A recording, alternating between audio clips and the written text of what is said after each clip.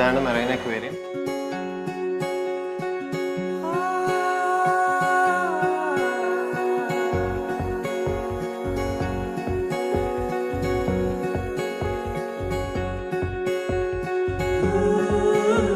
ഇത് sea water ആണ്.